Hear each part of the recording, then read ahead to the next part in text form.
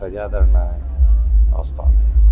గన్నవరంలో కానీ బాపులపాడులో కానీ ఏమైనా మాట్లాడే అవకాశం ఉంటుందా సీఎం గారు? అంటే చూస్తూ ఉండండి, ప్రోగ్రామ్ ఫైనలైజ్ అవ్వాలి, ఇంకా ఈ నైట్ ఫైనలైజ్ అవుతుంది.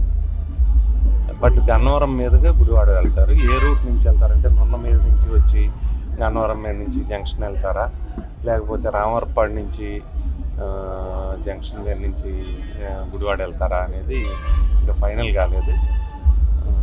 నైట్ ఫైనలైజ్ అవుతుంది.